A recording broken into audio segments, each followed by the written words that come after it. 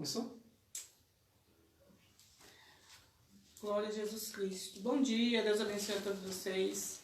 Como é que vocês estão? Que a paz do Senhor Jesus Cristo possa estar com você e com toda a sua família nesta manhã. Louvamos a Deus por mais um dia de vida, né? Por sua permissão, pelas suas misericórdias. Louvado seja Deus, tá? Estamos no início à Escola Bíblica Dominical da Igreja Batista Betel, aqui em Santo Inês. Então vamos aprender nessa manhã, como sempre o Senhor tem nos ensinado. E hoje será mais um dia, né, onde o Senhor falará conosco e que possamos levar esses conhecimentos para a nossa vida, para que a nossa vida seja abençoada no nome de Jesus Cristo, amém? O título da nossa lição hoje é O Tempo e a Família. A nossa lição é a lição 15, a 15ª, tendo o versículo-chave em Salmos 90, versículo 12. Você já pode estar abrindo a sua Bíblia, daqui a pouco está acompanhando conosco em nome de Jesus. Vamos louvar o hino 154 do nosso cantor cristão, amém?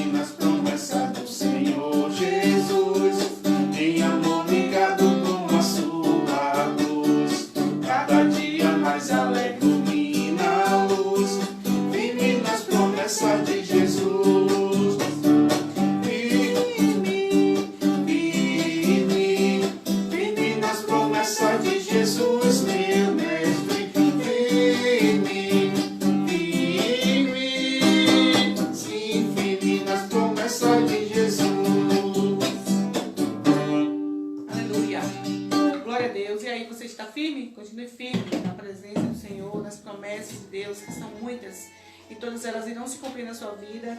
Então somente você continuar obedecendo a Deus, confiando no seu poder, e grandes coisas ainda estão por vir. Você acredita? Diga amém, louvado seja Deus. Como eu disse, o tema da lição, o tempo e a família, versículo-chave, Salmo 90, versículo 12, que diz assim: ensina-nos a contar os nossos dias para que alcancemos coração sábio. Coração sábio. Amém, louvado seja Deus. Vamos iniciar. É importante que você esteja acompanhando, preste atenção nessa manhã no nome de Jesus Cristo. E aí, você tem tempo com a sua família? Louvado seja Deus. A Bíblia, a palavra de Deus, chama a atenção para a necessidade de organizarmos bem as atividades para bom uso do tempo, especialmente com a família. Algumas perguntas surgem. Você planeja suas tarefas antes de realizá-las? Você é capaz de organizar os objetivos familiares de forma clara? É capaz de comunicar com limpidez seus objetivos à família? Um ambiente familiar saudável exige bom uso do tempo que Deus dá. Graças e paz, amados irmãos e irmãs, que Deus possa estar nos abençoando poderosamente nesta manhã maravilhosa aqui em Santo Inês, muito frio, mas estamos debaixo da graça, da bênção, da proteção do nosso Altíssimo, que tem nos livrado de muitas coisas. E quero enfatizar aqui a minha tristeza, a minha dor, as minhas condolências e pêsames a todas as famílias todas as pessoas que perderam um familiar durante essa pandemia. Já chegamos a mais de 50 mil pessoas, e isso é um número muito expressivo. Se uma pessoa perde um familiar já é dolorido, já é muito triste. Imagine 50 mil famílias que perderam seus familiares nesse momento tão complicado, e por isso não podemos deixar passar em branco esse momento tão difícil que estamos vivenciando, já que estamos falando durante esses dias sobre esse tema tão especial, tão importante, né? Não é um tema complexo, mas sim importante, de muita relevância para nós que falar sobre família constantemente. Como minha esposa disse aqui, hoje falaremos sobre o tempo e a família, e como é que está o seu tempo, a sua família, como é que está você, quais são as suas preocupações nesse momento. Eu não tenho aqui, não sei das pessoas que nos ouvem, mas eu gostaria de saber o seguinte: como é que estaria você se nesse momento está repreendido, né? Não queremos isso para ninguém, mas como é que estaria você caso você perdesse um familiar seu nesse momento de pandemia? Será que você estaria assim satisfeito ou simplesmente tendo um sentimento relativo a isso? Iria dizer que a vida é assim mesmo, que tem que morrer mesmo, que as coisas é dessa forma? Como é que estaria o seu coração? Você conhece alguém que perdeu um familiar nesse momento difícil? Como é que está ela? Ela está preocupada com os seus bens, com a questão financeira, né, material, econômica? Ou será que a dor de ter perdido um familiar é maior nesse momento? Pois... Vou falar? Pode falar. Não, só Né? Pois o tempo e a família, né? Algumas pessoas dizem que o tempo é dinheiro, mas é aquela questão importante. Tempo é dinheiro, para algumas pessoas provavelmente seja, mas ganhar tempo com minha família é muito mais importante que ganhar dinheiro. Essa dando uma deixa, iniciando dando uma introdução dessa lição esta manhã. Amém. Oremos ao Senhor. Maravilhoso eterno Deus, neste momento, Senhor Jesus, somos gratos a Ti, ó Deus, por mais um dia, Senhor. Louvado seja o Senhor, engrandecido seja o Senhor pelas Suas misericórdias, pelo Teu amor, meu Deus. Meu Pai, por nos permitir, ó Deus, estarmos de pé. Deus, abençoa nossas vidas, abençoa nossa família, meu Deus. Tem misericórdia de cada um de nós. Que o Senhor possa também ao encontro dessas famílias que se encontram, meu Pai, enlutadas, tristes, ó Deus. Que o Senhor possa confortar os corações, meu Pai, de cada uma delas, em nome de Jesus Cristo. Ó Deus, te pedimos também que o Senhor, meu Pai, abençoe, meu Pai, essa EBD, nos dando entendimento e sabedoria, abençoando todas as pessoas, ó Deus. E que o Senhor possa falar aos nossos corações e nos ensinar, meu Deus. Abençoa a vida do Teu servo, meu Pai. Continua derramando as Tuas misericórdias sobre ele, meu Pai, entendimento e sabedoria. Graças te damos por tudo, é isso que te peço e agradeço, em nome de Jesus. Amém.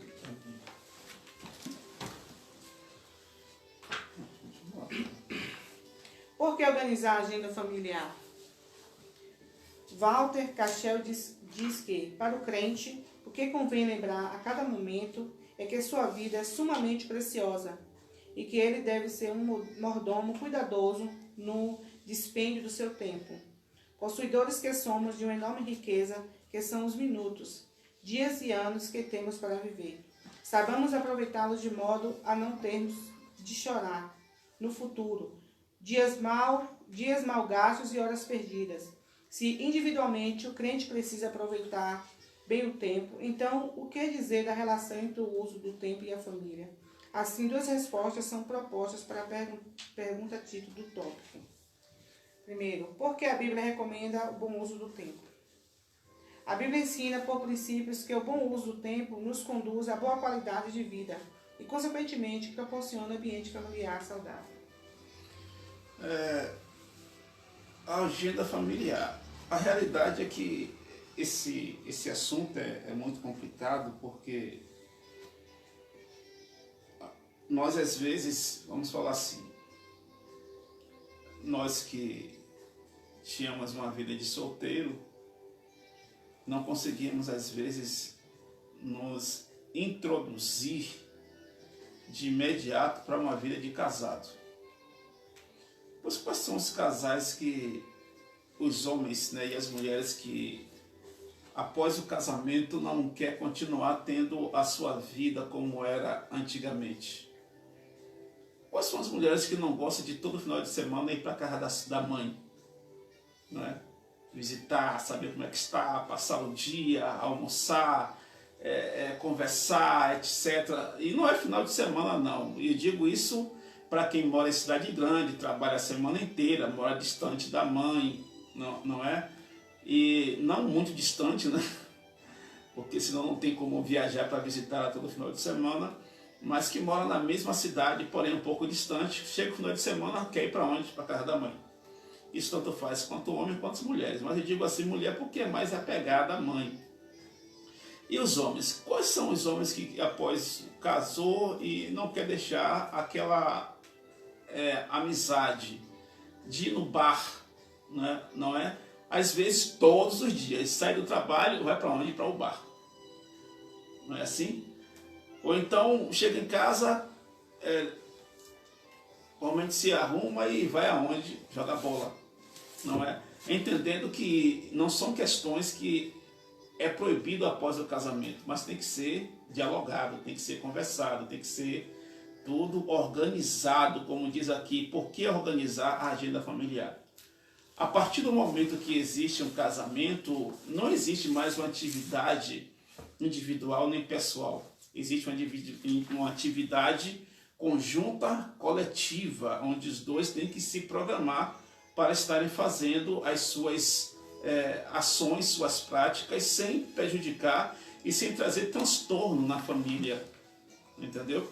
Isso acontece o tempo todo. Quantas pessoas casam e às vezes não quer soltar o cordão umbilical, né? A mulher casa e quer continuar tendo a mesma vida, conversa, uma vivência com a família, cunhada, pai, mãe, etc. E pouca importância dá para o seu esposo. Isso traz conflito, entendeu? Isso traz conflito. E isso tem que ser, sim, trabalhado, tem que ser conversado, tem que ser tudo organizado de forma agradável, tem que ter limites para tudo. Todo ser humano tem limites e nós temos que, a partir do momento que nos casamos, colocar isso em pauta, colocar isso na mesa, conversar sobre esses assuntos, para não terminar causando uma certa divergência. Já pensou o quanto é difícil nós vermos casamentos sendo destruídos?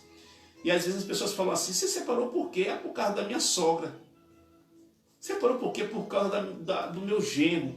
Ou por causa da minha cunhada, do meu cunhado.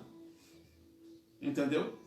Isso é complicado, gente. Uma pessoa se separar porque houve intromissão de alguém que deveria reconhecer, entender, compreender. Ah, mas quando nós éramos solteiros, ela era solteira, ela sempre vinha na minha casa, ela sempre saía comigo, a gente sempre conversava, mas agora não é mais solteiro.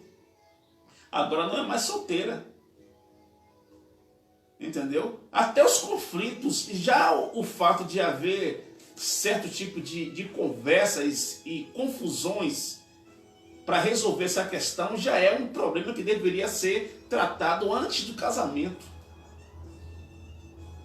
Porque isso não deve ser jamais uma motivação, uma razão para que os casais vivam brigando, se contendendo, e nem tampouco chega ao ponto de separação.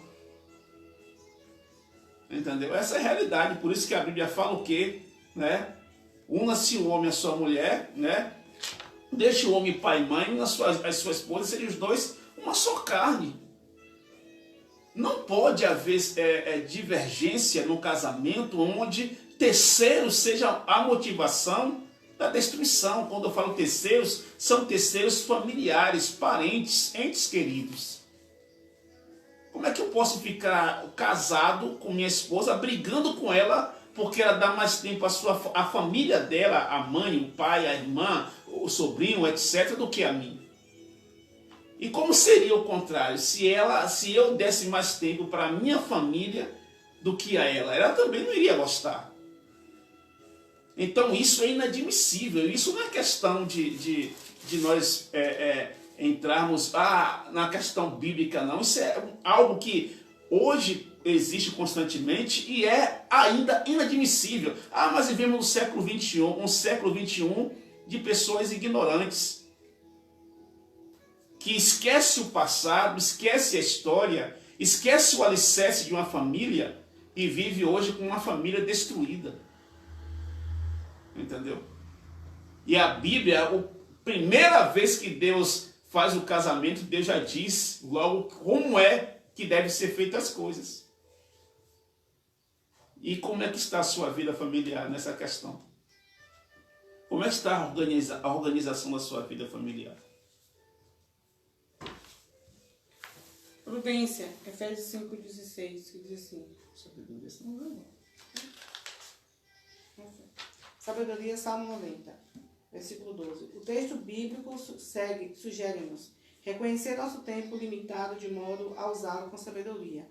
John MacArthur acrescenta a ideia de que a sabedoria repudia a independência e se concentra na soberania e revelação de Deus. Pode-se considerar aqui a dependência que a família deve ter de Deus para administrar o tempo. Exatamente, né?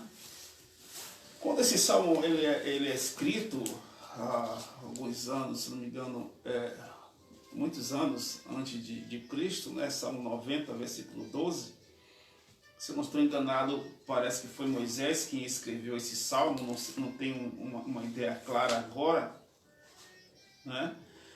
Nos traz a ideia que súplica de Moisés, homem de Deus, né? Nos traz uma ideia que a maneira de se contar os dias no Antigo Testamento, naquele tempo, é óbvio que é muito diferente dos dias atuais. Nós temos um calendário anual com 12 meses, mas o calendário judaico, não, se não me engano, não são 12 meses e não é semelhante ao nosso. O dia de domingo, lá em Israel, começa no sábado às 18 horas, das 18 para 19 horas. E o dia de domingo lá também termina hoje de 18 para 19, ao pôr do sol, o dia de domingo acaba. O nosso dia de domingo acaba às 0 horas. Né? E a preocupação de Moisés, eu acredito que é um exemplo, ensina-nos a contar os nossos dias para que alcancemos coração sábio, obtermos sabedoria. E a questão da sabedoria, a questão do tempo, a questão de planejar, de organizar, de ser uma pessoa, por um lado, metódica, mas uma pessoa correta. De um exemplo, durante a semana tem quantos dias? São 7 dias. Você trabalha quantos dias na semana? São 5 dias, às vezes 6 dias, quando se inclui o sábado, etc. Às vezes no sábado é apenas até meio-dia, não é assim? Então, o que é que você faz durante o dia? Eu não tenho tempo para nada, eu trabalho, eu estudo, eu tenho que cuidar da minha casa, etc. E vamos que vamos. E aquela relatividade, aquela atividade constante, sem pensar, aquele cansaço, às vezes, que tem muito mais a ver com preocupações e desorganização do tempo do que uma pessoa que ela realmente sabe se dedicar ao que é correto. Às vezes perdemos tempo na televisão, às vezes perdemos tempo com, um exemplo, conversas paralelas. Eu não digo assim, você assistir um jornal, você assistir algo que é importante, tem que se divertir também. Mas às vezes perdemos tempo com coisas insignificantes. Nós chegamos em casa, ao invés de darmos importância ao que é o descanso, aquilo que é realmente de suma importância, né? Chegou em casa, vou sair amanhã, vou acordar 5 da manhã, o que é que eu tenho que fazer? Dormir mais cedo. Mas não. Aí senta no sofá e vai assistir televisão, começa a assistir um programa, outro e tal, e uma novela e tal. Eu me pergunto, será que é importante novela? Para uma pessoa que tem uma atividade, trabalha o dia inteiro, às vezes estuda à noite, e será que é importante novela? Ah, mas às vezes é uma diversão, mas qual um tipo de diversão se eu tenho que ter o meu descanso? Porque a minha diversão, sendo franco e realista, se eu trabalho 8 horas por dia, dependendo o tempo que eu saio de casa para ir ao trabalho, pois às vezes eu gasto de 1 a 2 horas. Se eu moro numa cidade grande, não é assim? Tem pessoas que gastam de 1 a 2 horas para acordar, fazer o café, ir para o trabalho, pegar as conduções, etc. E depois, esse mesmo tempo para voltar. Trabalha 8 horas durante o dia, gasta 4 horas só para ir e voltar do trabalho, já vai se aí, olha, 8 com 4, 12. Chega em casa, você tem que ter no máximo mais 4 horas. Chega em casa o que? 8 da noite? Aí tem o que? De 8 para 8 com mais 4 vai dar o quê? 12. Com mais 4 dá o quê? 16. Não é isso? Vai sobrar mais 8 horas que é para descanso. Nós deveríamos descansar justamente essas 8 horas, mas não temos tempo.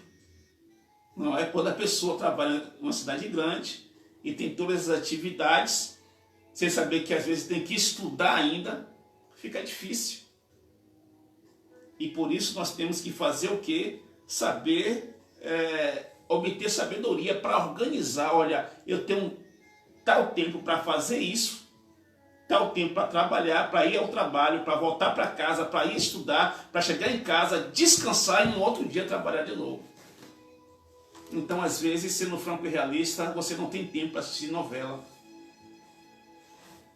Às vezes, sendo franco e realista, você não tem tempo para ficar simplesmente se divertindo no celular ou nas redes sociais. Porque você precisa ser uma pessoa que obtenha uma sabedoria para quando chegar no seu trabalho, você ser uma pessoa que produza. E não ser, num trabalho, um morcego que vai para o trabalho para dormir, para descansar. Não é verdade? Então, quando eu vejo Moisés falando com o Senhor, ensina-nos a contar os nossos dias para que alcancemos coração sábio, ele está falando sobre a questão de tempo, de idade, realmente, de saber os dias, os anos de vida e as suas qualidades, como organizar isso de forma agradável. E também nós hoje sabermos dividir corretamente o tempo que nós temos para não terminarmos fugindo de toda essa, entrando nesse meio ativista de dizer que não há tempo para nada e querendo fazer tudo ao mesmo tempo. Prudência. John MacArthur sugere que a expressão, portanto, vede prudentemente como andais, indica um andar corretamente ou precisamente com grande cuidado. Não como nécios, e sim como sábios. Paulo está apontando para a necessidade de administrar bem o tempo, remindo o tempo. Exatamente. Aqui está relatando em Efésios 5, 15 e 16, que diz o seguinte: vede, pois, cuidadosamente como andais, não como tolos, mas como sábios, tirando bom proveito do período presente, porque os dias são maus. Não é? Tirando bom proveito dos dias presentes. Tem aproveitado os seus dias? Tem aproveitado o seu tempo? Tem organizado tudo direitinho? Tem levado uma vida calculando, entendendo que hoje também nós temos que calcular os tempos de trabalho para poder, quando chegar a aposentadoria, caso alguém chegue, né? Hoje com essas reformas trabalhistas, nós temos que analisar essas questões. Você que trabalha, você já parou para pensar que quando você chegar a certa idade, que você talvez não tenha mais tempo para trabalhar, o que é que você vai fazer da vida? Ter tempo não, você não tenha mais condições, mais forças para trabalhar. Você que trabalha no pesado, trabalha em construção civil, você que é, um exemplo, é assistente de pedreiro, vou dizer assim, né, servente, você que é pedreiro, você que trabalha com cargas pesadas, e quando chegar a certa idade que o seu corpo não aguentar mais, o que você vai fazer? Vai continuar pensando que você vai estar forte para levantar um saco de cimento, para pegar certo tipo de... Não, não vai ter. Será que você tem planejado hoje? Quantas são as pessoas que ela quer viver trabalhando de maneira, vamos dizer assim, sem carteira assinada? Apesar que hoje trabalho de carteira assinada está difícil para todo mundo, ainda mais agora com essa crise, essa pandemia, etc. Já tinha uma crise econômica, com a pandemia agora só veio aumentar. E quando chegar o tempo mesmo de vida, que você não poderá mais trabalhar da maneira que você trabalha, você hoje se preocupa com isso? Não, eu ganho dinheiro sem ser de carteira assinada, não quero trabalhar de carteira assinada, etc. Sim, você tem organizado a sua vida para quando chegar o tempo você poder como eu posso dizer assim, estar bem amparado perante a lei, amparado perante as questões trabalhistas? Tem que pensar sobre essas questões. Não é? Tem que pensar, porque o tempo ele é importante. E hoje podemos não dar tanta importância assim, mas um dia iremos ser presos a ele e nos arrependeremos muito da vida que levamos no passado. Então tudo tem que ser pensado, tem que ser analisado, tem que ser esquematizado de forma organizada, ponto a ponto. Porque uma das formas de aproveitar o tempo é organizar. No contexto tão imediatista como o nosso, é impossível conseguir idealizar e realizar com excelência todas as nossas tarefas sem que haja uma boa organização. John Wesley afirmou: apesar de estar sempre agindo com rapidez, eu jamais estou com pressa, porque nunca assumo mais trabalho do que eu posso realizar com a necessária paz de espírito. Essa é a questão, né? Nossa mente sempre fala assim, dar. Sempre dá para fazer algo a mais e ganhar mais, e se dedicar mais, e perder um tempo a mais, e se cansar um pouco mais, ficar um pouco mais acordado, etc. E às vezes nos traz uma grande desorganização. Querer abraçar tudo, querer fazer tudo ao mesmo tempo. O dia são quantas horas? 24. E querendo ou não, você tem que fazer o quê para o dia ser bem organizado? Separar essas 24 horas em 3 vezes. Dividir em 3, que vai dar o quê? 8. 8 de trabalho, 8 de diversão e 8 de descanso.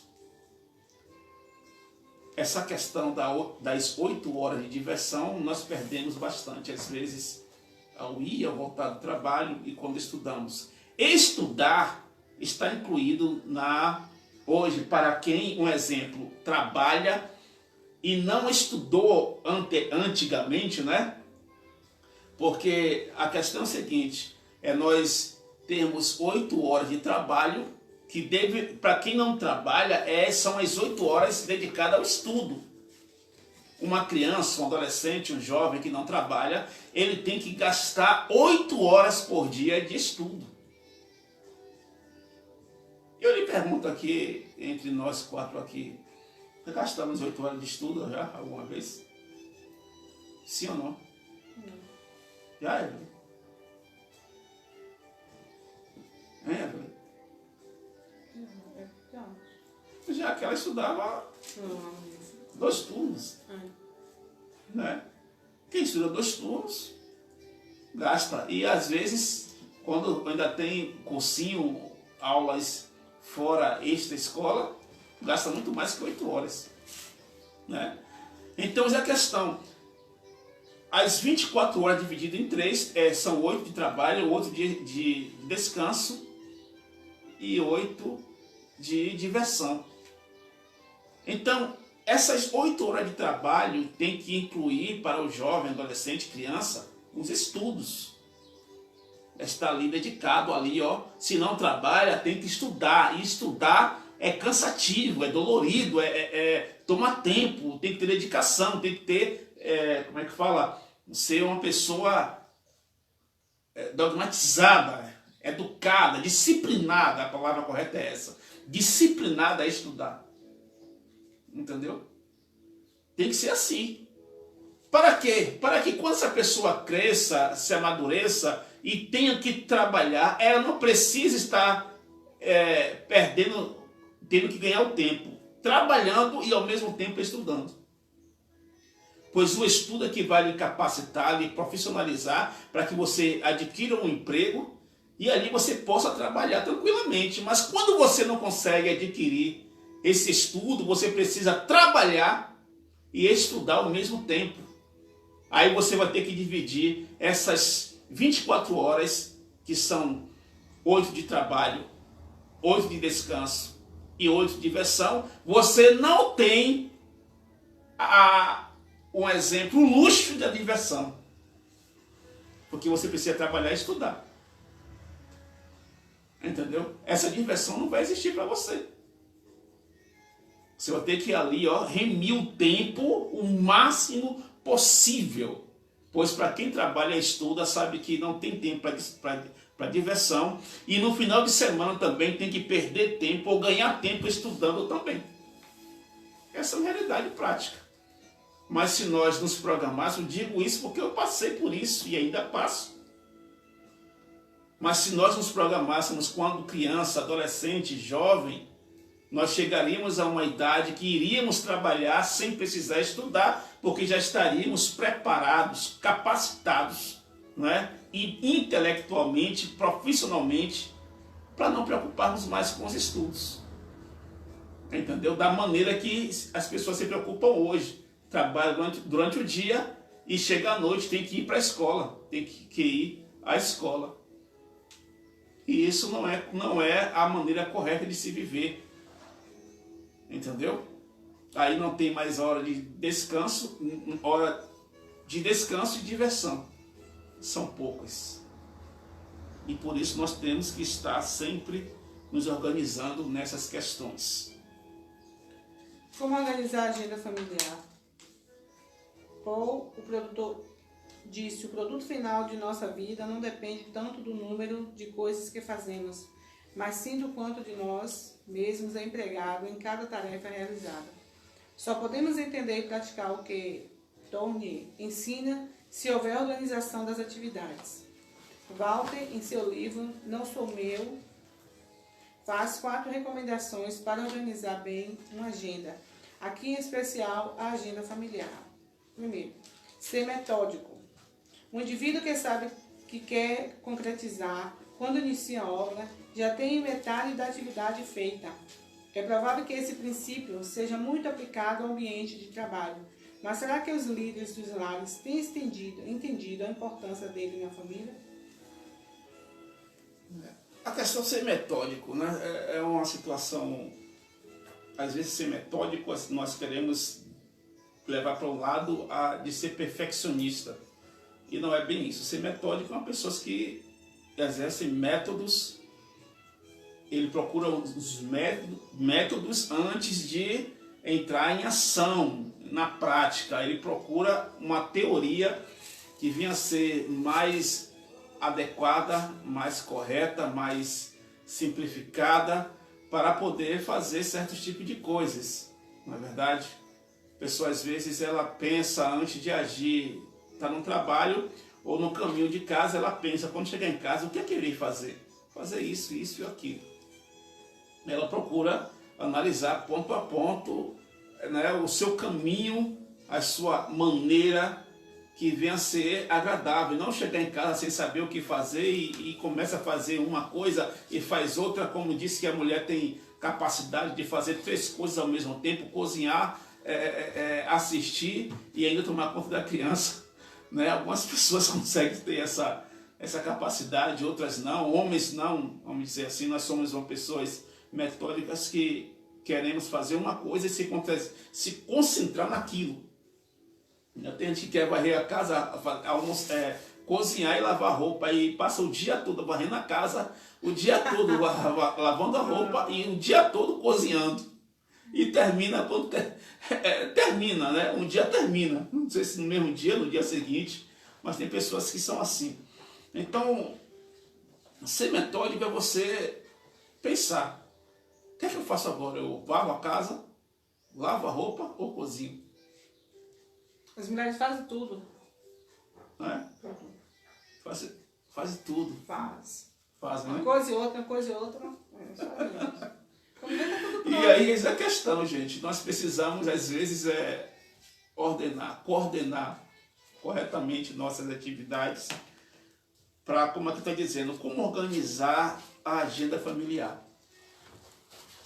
Quando as pessoas têm filhos pequenos, um abraço para Jéssica, sobrinho, que tem 4. É uma guerreira, que Deus esteja abençoando poderosamente a vida de Jéssica. Quando temos filhos pequenos, como é que fica? Trabalho, família, casa? Não é verdade? E aí é necessário nós termos realmente métodos para resolver essas questões, para não entrarmos em colapso, em estresse e terminarmos achando que a vida não vale a pena ser vivida. Pois é muito importante nós analisarmos tudo ponto a ponto. Ser pontual. Ser pontual não é ser escravo do relógio. É não querer roubar do outro o que não lhe pode dar. Quando se respeita o programa estabelecido, tudo se realiza no tempo determinado e as tarefas são bem executadas. Sempre se encontrará tempo para a família. Essa questão de ser pontual para as mulheres, né? Não é fácil ser pontual, filho? Faço mais não, mas a gente dá um jeito. Quando se fala em dar jeito, já vemos aí que tem algo errado. Nada, gente. Entendeu? Esse negócio de dar um jeito. Deixa pra lá, faz depois, mas cumpre seus... Se deixa pra lá e faz depois, significa que deixou uma tarefa para poder fazer outra. Então deixou uma tarefa sem ser realizada. Aí vai começar outra, daqui a pouco a outra não realiza. Questão, se nós trabalhamos fora, nós temos horário 8 horas, outras pessoas são 7h30. Então, muitas vezes tem que acordar mais cedo, né, para fazer algumas coisas e deixar pronto, para quando chegar meio-dia as coisas já estarem adiantadas. Mas se não dá tempo, deixa, quando chegar faz, para sair pontualmente para o trabalho, que tem que bater ponto, né, que tem que estar no serviço cedo, que tem os supervisores, né, para estar supervisionando, que hora chegou no trabalho. Então, dá-se jeito sim sempre em tudo. E a gente consegue. Eu não consigo olhar as coisas por esse modo não, mas respeito à opinião. Ser pontual, amado, como aqui está dizendo, é você ser uma pessoa organizada, onde você não vai, um exemplo, se você marca com alguém, você marca com um médico, tal hora, você acha que o médico, quando chegar na consulta, no consultório dele, vai ficar aguardando você chegar atrasado?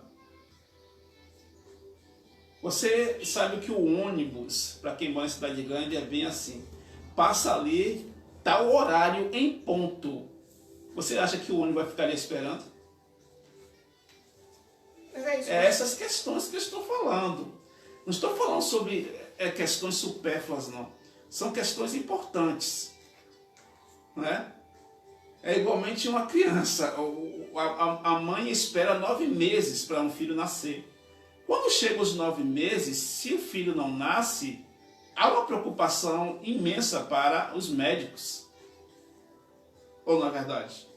O que acontece se você que trabalha na área da saúde, quando uma criança, a mãe chega aos 9 meses e não nasce não? Acontece o quê? Encaminha para o médico, ele vai decidir se faz cesariana ou se aguarda mais um pouquinho. Não é verdade? Então, até isso hoje tem que ser analisado, é pesquisado, é estudado e planejado com os médicos. Se você vai, um exemplo, num cartório, hoje várias questões são tratadas no cartório, no casamento. As noivas têm o costume, diz que é luxo, como é que fala? Tradição. É chique, tradição se atrasar. Não é tradição não, é falta de organização. Atrasar um pouquinho atrasa. Entendeu? Não, mas a realidade é essa, não é tradição, nem é chique, nem é luxo não, se atrasar. É falta de organização mesmo. Essa é a realidade prática que no século XXI nós temos que entender e compreender. Sabemos que existem os seus impasses, mas não achando que isso é uma tradição, isso é luxo, é chique, não. Cai fora. Mas isso muitas aí, vezes também entendeu? a noiva fica no carro esperando o noivo, Entendeu? o noivo não chega. Não, todo ponto é inadmissível. E uma realidade tem que ser dita. Por aquela expectativa. Não é verdade? Hã? Por aquela Expectativa, dos exatamente, né? de chegar a noiva lá Eu toda mandei, plena. eu fiz um casamento que eu falei com o pessoal, olha, segura o noivo aí para não ir embora, entendeu? Então, eis a questão. Nós temos que ser pontual, gente. Até mesmo no ir à igreja, como o nosso caso aqui. Né? A igreja pode esperar, porque o culto começa às 7h30, então eu posso chegar às 7h40, 15 para as 8 horas, etc. Não, você é desorganizado, você é desrespeitoso quando você faz isso. Entendeu? É desrespeitoso. Eu chegar na igreja como, eu sou pastor, posso chegar na igreja na hora da mensagem. É falta de respeito. Falta de educação, falta de planejamento. Nem planejamento não, é uma pessoa desequilibrada, entendeu? Nos seus métodos, em sua organização, desrespeitosa plenamente. Se o pastor ele faz isso, entendeu? Tem que chegar na hora, antes do culto, para cumprimentar os irmãos, para falar com os irmãos, organizar, ver se está faltando algo, o que precisa ser feito antes do culto, e não chegar em cima da hora que vai começar o culto, nem tampouco no momento da palavra. Entendeu? Isso é necessário nós entendermos, compreendermos. E a mesma coisa são os cristãos. Olha, por que chegam pessoas nas igrejas às vezes e querem conversar na hora do culto? Isso é certo? Não é. A igreja, sinceramente, não é um lugar de conversa, não é um exemplo, não é um shopping, gente. Ponto de encontro para conversa, né? Mas pastor, mas tem que conversar, chegue mais cedo. Marque mais cedo, vamos chegar meia hora mais cedo, daí a gente fica conversando e tal, mas na hora do culto, na hora que está ali adorando, louvando, exaltando, ou na hora da mensagem, é uma falta de respeito, falta de temor, completamente absurda hoje que existe nas pessoas, entendeu? Apesar que nós não estamos tendo culto nesses dias por causa da pandemia, mas nós temos que falar a realidade dos fatos e nos programar para termos respeito para com a casa de Deus, para cultuar a Deus, adorar o Senhor.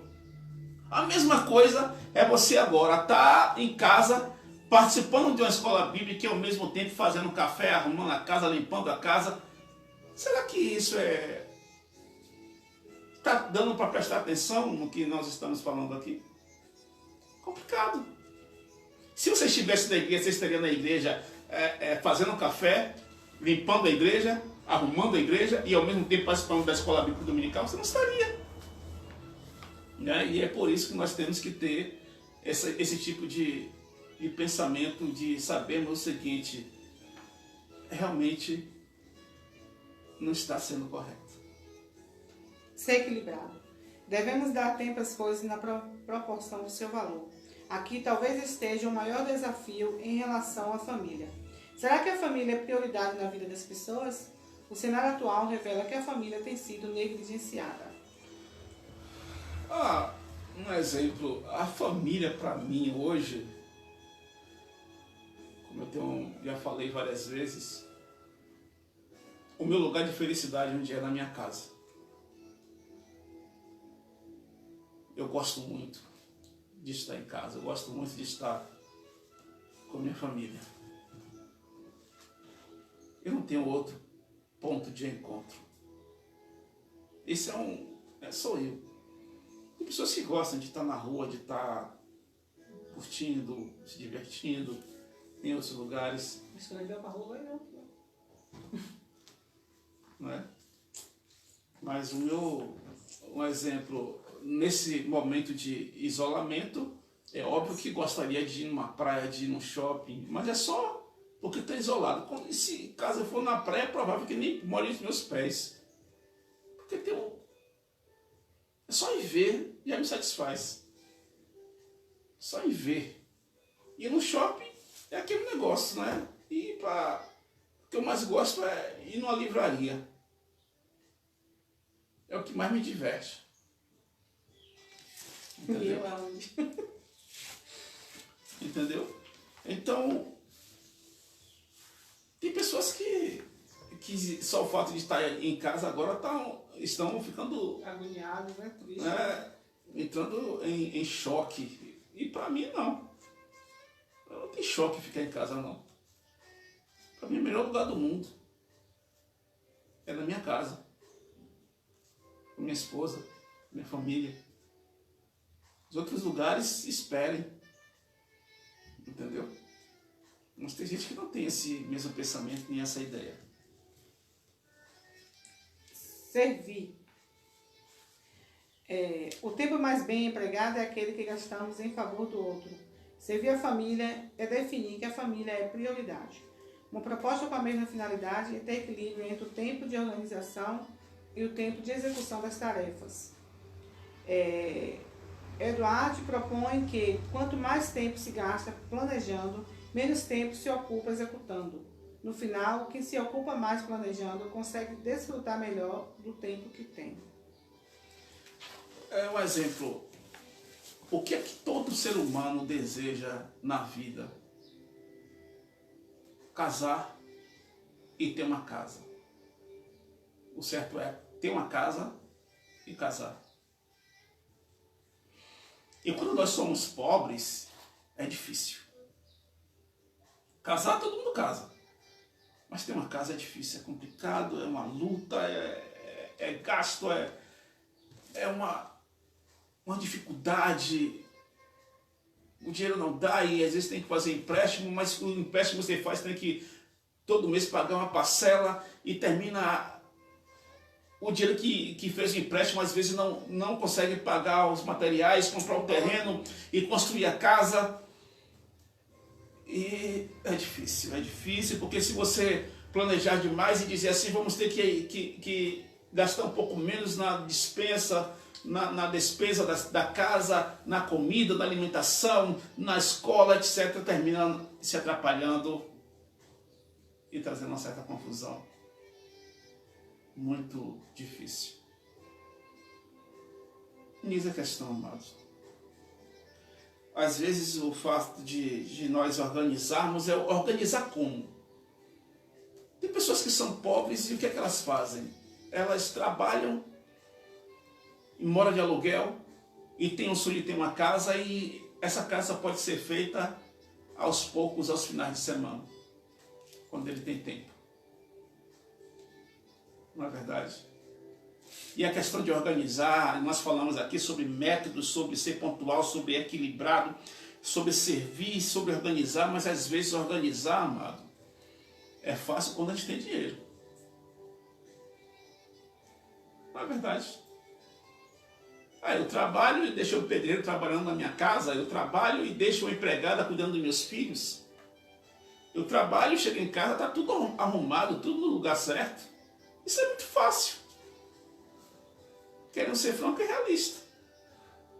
E quando somos pobres? Quando não temos condições.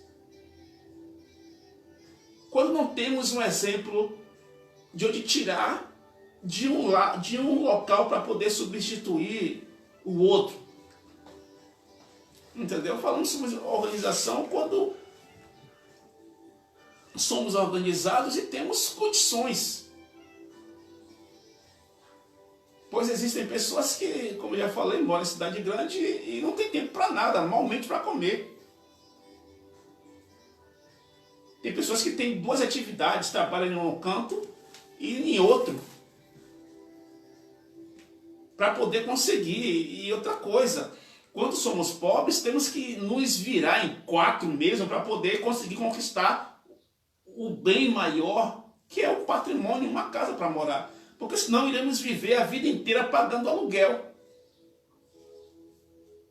As pessoas sabem como é dolorido você pagar o aluguel agora e já está devendo o próximo mês. Isso é difícil. Nós falamos sobre métodos aqui, sobre essa questão de organização, de ser pontual, de ser equilibrado, etc., de ter sabedoria, prudência, mas às vezes é uma vida que as pessoas estão levando. Não é se chegar atrasado no trabalho, recebe reclamação, se atrasar demais, termina perdendo o trabalho. E é difícil.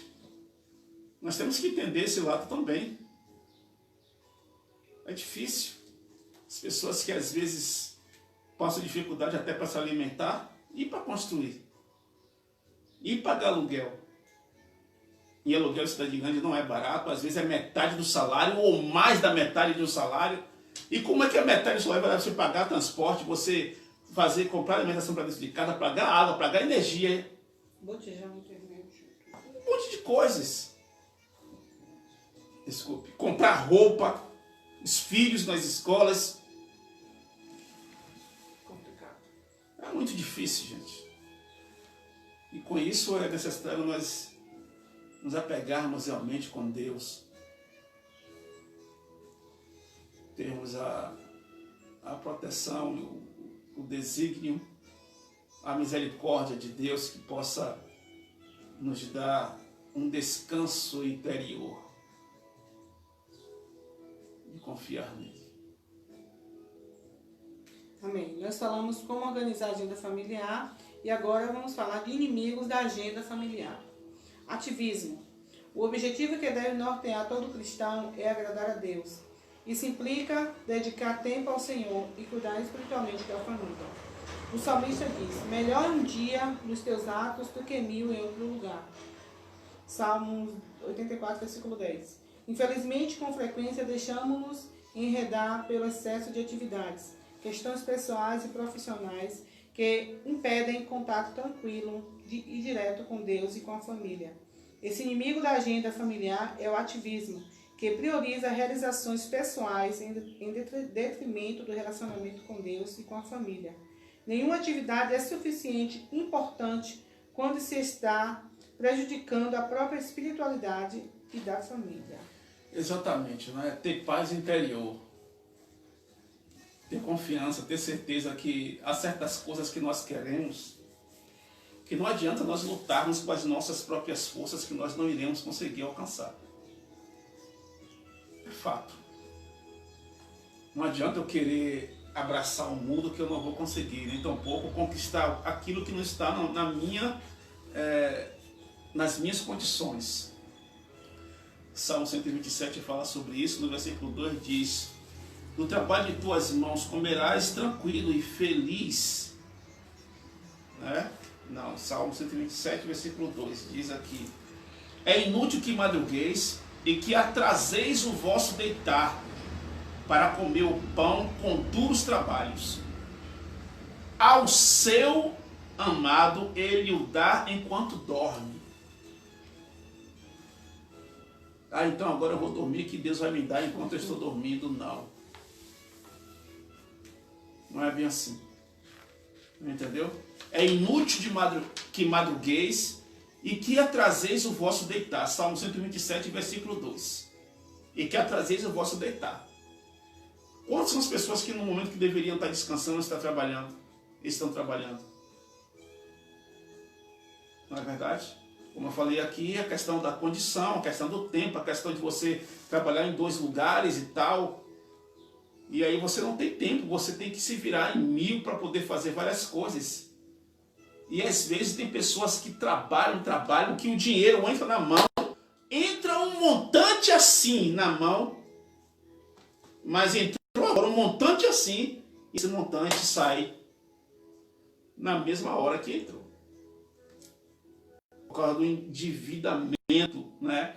quantas são as pessoas que abrem empresas, pequenos negócios, mas elas se esquecem que às vezes esses negócios que deveriam ser uma questão lucrativa que viesse ajudá-lo, termina sendo muito mais perda do que ganho, com aluguel de galpão, né, compras de materiais e funcionários, e tem dinheiro, entra dinheiro, mas da mesma maneira que entra, sai pelo ralo. E o que a Bíblia está querendo nos ensinar nesse versículo, nessa questão do ativismo aqui? Não, eu pensava antes, tenho que trabalhar, tenho que me esforçar para poder eu ter uma casa e tal, e fazer algo, minha esposa trabalhando em um canto, em um outro, e além disso queria pensar em ganhar de outra maneira, e nunca aconteceu nada, gente, de não ter nada. Entendeu? As atividades, não pode parar, tem que arrumar um jeito de ganhar dinheiro. Não adiantava isso, essa preocupação, essa tribulação toda, esse ativismo, essa adoração do tempo, entendeu? Porque às vezes nós não estamos preparados. E outra coisa, você tem um negócio, você precisa ter um negócio que venha lhe dar um certo lucro. Tem que ter lucro. Negócio que não dá lucro não é negócio. É perda, é roubo. Você está sendo roubado por você mesmo, pelo seu tempo. Você está, contratei aí os funcionários que estão me ajudando, mas quando você vai colocar na calculadora o que você ganha, é menos do que você gasta, então não vale a pena. Não vale a pena você ter um negócio. Tem que ser planejado, tem que ser estudado. Entendeu? A maioria dos negócios começa em família, onde a organização da família entendeu o seguinte: o que estamos adquirindo aqui é para nós nos estabelecermos. Mas tem pessoas não que querem fazer já um negócio com funcionários, etc. E isso é um gasto muito grande que as pessoas têm. E a Bíblia fala: ao seu amado ele o dá enquanto dorme. Ou seja, quando você é uma pessoa que tem a graça de Deus na sua família, na sua vida, quando você é uma pessoa que obedece à palavra do Senhor, Deus vai te abençoar. Deus te abençoa, Deus faz você prosperar. Mas sem ser aquele negócio assim, em crise, né? Turbulento. Eu quero ter um negócio, quero ter isso, quero ter aquilo, depois você gasta tanto. O meu cartão pode, o cartão é uma coisa, né? A questão é no final do mês você pagar a fatura. Entendeu?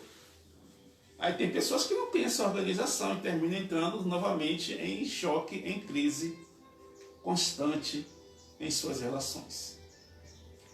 Prioridade.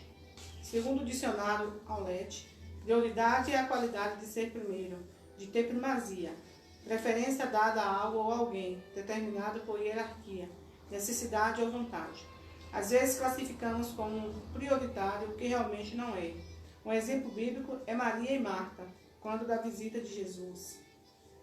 Marta entendeu que era mais importante cuidar da casa. Maria compreendeu que prioritário era ouvir Jesus.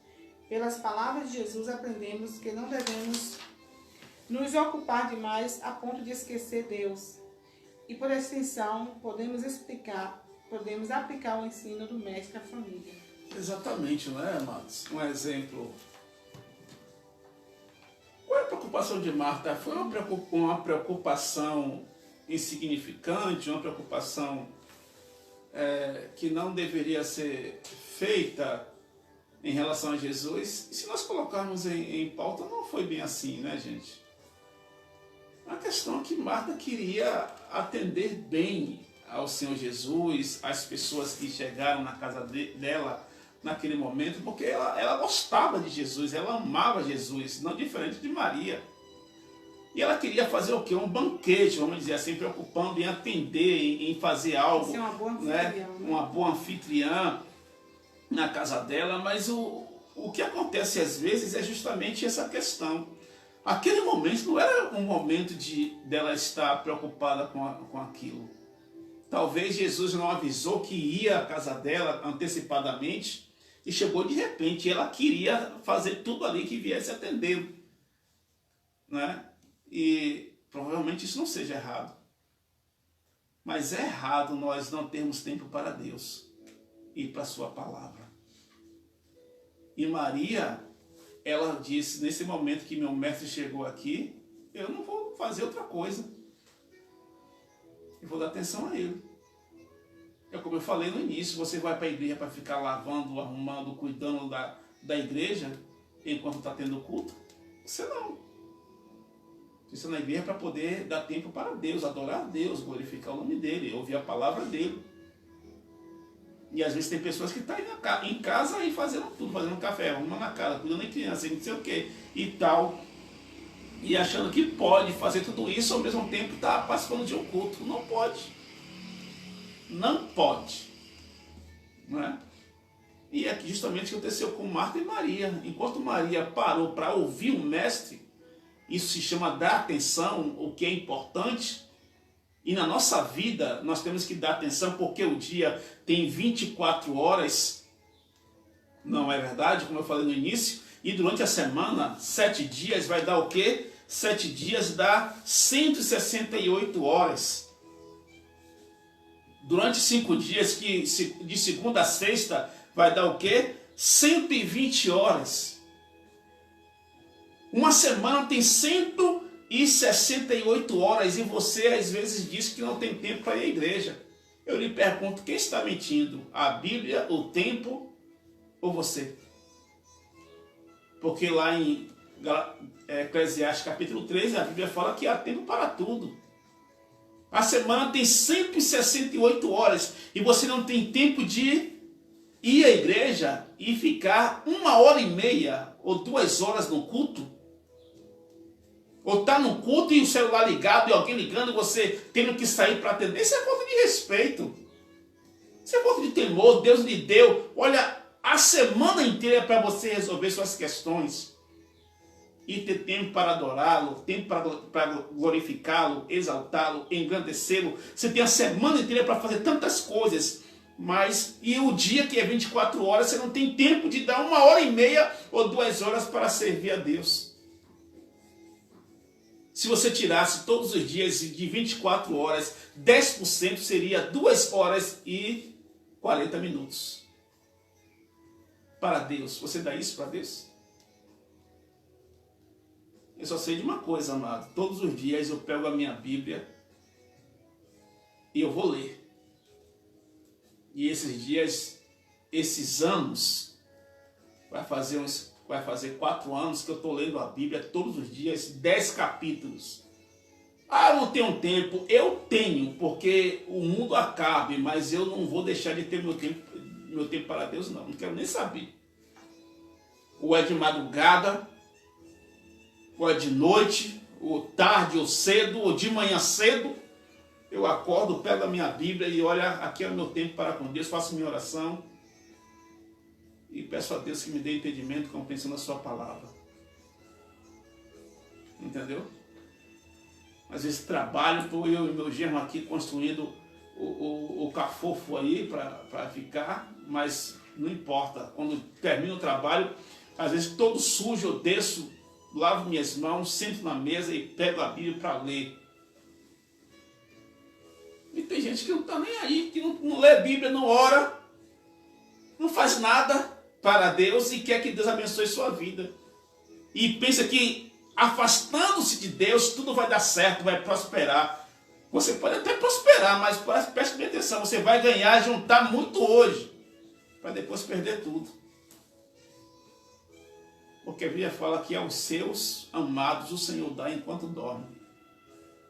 E quando eu deixo meu tempo para o Senhor, eu não estou perdendo não, eu estou ganhando. Ele está olhando do céu para mim, está dizendo, olha meu filho, por mais que ele se sacrifique, se esforce e trabalhe, ele respeita o tempo para mim. Entendeu? E o que está faltando às pessoas justamente isso. Trabalhe, se esforce aí, gaste seu tempo, gaste sua saúde, que depois você vai ver o que vai acontecer contigo. Nem uma coisa nem outra. E muitos irão perder até a vida eterna. Porque a Bíblia fala tempo para tudo. O tempo também para adorar, para buscar, para glorificar, para exaltar, para agradecer, para bendizer ao Senhor. Verdade. Egoísmo. O antônimo de egoísmo é altruísmo. Egoísmo é a dedicação exagerada a si próprio, desconsiderando a necessidade e o bem alheio. Altruísmo é a dedicação desinteressada ao próximo.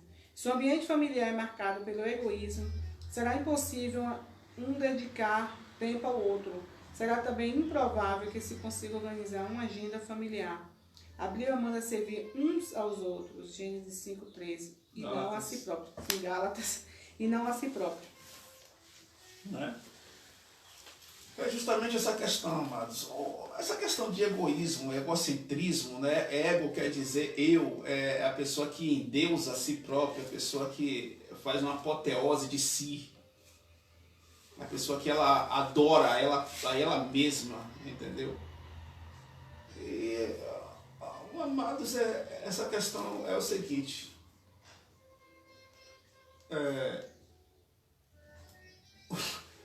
O que acontece com o nosso tempo é que às vezes nós queremos ser uma pessoa que dá tempo a todo mundo, que fala com todo mundo, que quer ter sempre as pessoas ao nosso redor. E uma coisa é certa, gente, quando nós trabalhamos, estudamos, quando nós às vezes somos casados, nós não temos tempo para demais coisas, demais pessoas. Eu não teria tempo para trabalhar, ler Bíblia, descansar e minha família se houvesse outras coisas que viessem a tomar o meu tempo. Então, existe momento para tudo na vida. Não é? Existe um momento para tudo. Você, às vezes, dizer para uma pessoa, um amigo seu, olha, eu estou ocupado, eu não posso me atender agora, eu tenho que fazer umas coisas, eu tenho que cuidar de algo. Hoje não vai dar para eu encontrar contigo, não vai dar para você lá em casa. Isso não é você ser egoísta, não. Isso é você ser organizado. Isso é você mostrar para as pessoas que você realmente é ocupado, você precisa fazer algo que venha a ser planejado antecipadamente. Eu ouvindo um escritor, um historiador, ele disse que lá na Europa ele foi em certo lugar, se não me engano na Inglaterra, os ingleses são muito regulares, né? Questão de relógio, de tempo, etc. Ele convidou na semana do aniversário dele os seus amigos para ir participar do seu aniversário. Todo mundo disse que não iria. Todos disseram que não iriam. E ele ficou muito aborrecido, um brasileiro desorganizado, igualmente a gente, né? Ficou muito chateado, porque convidou seus amigos e disseram seus amigos disseram que não iriam participar do seu aniversário, da sua comemoração. E depois o pessoal procurou saber por quê, se chateou, se ficou aborrecido. Ele disse, não, eu convidei vocês para irem no meu aniversário e vocês desprezaram, não foram. Aí o pessoal disse, você convidou a gente muito em cima da hora. E não é assim que nós fazemos. Nós nos planejamos com antecipação para comprar uma roupa, comprar um presente, falar com a família, nos organizar direitinho para ir um aniversário. Não é chegou igual hoje, a gente faz uma festinha e então nunca nem penetra, que nem convidados são. Entendeu? Então, ser organizado é você organizar igualmente uma criança. Ela se organiza no ventre da mãe para nascer. Está entendendo? Essa é a questão. E nós temos que sermos organizados também em tudo que fazemos. E isso não é ser egoísta. Você dizer, olha, durante a semana eu trabalho durante o dia, tenho que ir para a igreja, eu tenho que estudar, não tenho tempo para receber pessoas na minha casa. Agora, um dia de sábado, um dia de domingo, assim, dependendo do horário, porque se chegar na hora de ir para a igreja não vai ser atendido também, comigo é assim. Entendeu? Tem que ser planejado, gente. Tem que ser organizado, isso não é ser egoísta. Egoísta é você adorar, né, como o nome fala, ego, amante de si próprio, entendeu? E nós temos que ser organizados em tudo, para não terminarmos, amados, sermos sempre pego de surpresa. Sempre. E isso é um ato que traz conflito. Pessoa desorganizada não dá certo em lugar nenhum. No trabalho, na escola, no convívio social, na família. Nunca vai dar certo. E vai sempre obter conflitos. Amém. Conclusão. Nesta lição descobrimos o porquê e como organizar uma agenda familiar. Aprendemos a identificar e a combater os desperdiçadores ou inimigos do tempo familiar. Reflita sobre a palavra de Tácito, Maranhão Pinto. Conforme seu tempo passa, passa também a vida. Cada ação, cada pensamento leva tempo. Se você dá pouco valor ao seu tempo, você dá pouco valor à sua vida. Exatamente, né? Como nós falamos no início aqui, durante a lição, como é que está a sua vida, a sua organização, o que você pensa em fazer para o seu descanso e a sua aposentadoria, vou dizer assim, quando chegar a certa idade que você não puder mais trabalhar. Como é que estará a sua vida? Ou você só pensa hoje na questão ativista, tem que agir, trabalhar, se esforçar e tal, se dedicar e tal, para ganhar dinheiro, que você ganha, você gasta e depois não termina ficando com nada. Temos que ter planos. Temos que ser abençoados em tudo que fazemos e adquirir de Deus uma vida plena de felicidade, alegria, diversão com a nossa família. A vida não é só trabalhar. A vida não é só gastar. Ser feliz é você aproveitar cada dia como se fosse o último. Que Deus te abençoe poderosamente. Glória a Deus. Amém. No próximo domingo, dia 28, será a lição, a 16ª, que tem por título Equilíbrio Financeiro na Família. O versículo já vai ser em Provérbios 30, versículo 9. Tá, amados? Que vocês possam estar conosco também em nome de Jesus Cristo. Né? Deus abençoe você, a vocês, em nome de Jesus. E nessa manhã estamos alegres. Irmã Zelma, saudade, viu, meu amor? Pai do Senhor aí para todos vocês. A irmã Zelma, nossa irmã em Cristo, está em Ubaíra. Deus abençoe você e toda a sua família, irmã Zelma. Rosa Andrade, né? Deus abençoe, minha querida Rosa Andrade. Abençoe a seu esposo, né, irmão Joilson. Seu Joilson é a Vitória e Álvaro. Né? E tem outro sobrinho dela lá também, né? Foi embora já? Pedro já foi, né? Deus abençoe, minha irmã Rosa. Saudades, minha querida. Em nome de Jesus Cristo. Tem também o seu irmão. Que Deus abençoe a todos vocês. Essa família abençoada que nós amamos também. É Maria Lima. Acho que é a professora Maria Lima, né? Sua prima? Acho que é minha prima. Deus abençoe, viu, querida Maria Lima. Ou a professora Maria Lima, ou a prima do meu esposo. Deus abençoe você. Ou outra Maria Lima, tá? Deus abençoe. Que prazer estar com você nessa manhã. Romildinha, paz do Senhor, amor. Deus abençoe, viu, irmã Romilda? Também a senhora Júlia, Juliene, aí a sua nora também, Mira Souza, que Deus abençoe, Mira, ajude seu esposo, toda essa família maravilhosa. Tenho certeza que à noite nós estaremos juntas, né, ouvindo a palavra do Senhor, louvando a Deus.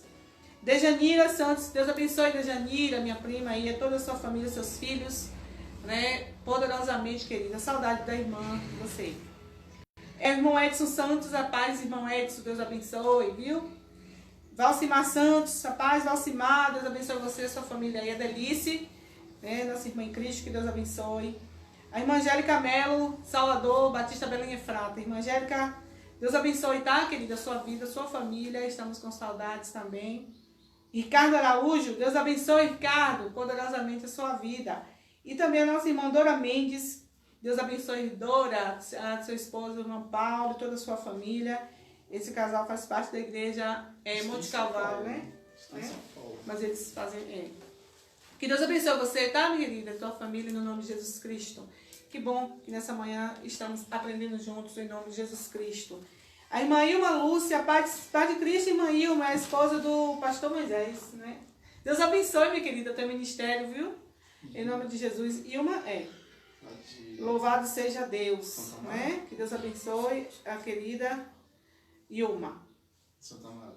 Isso, Deus abençoe poderosamente, tá? Todos vocês, no nome de Jesus Cristo. E teve Rafael Lívia também que entrou. Deus abençoe a todos vocês, que bom.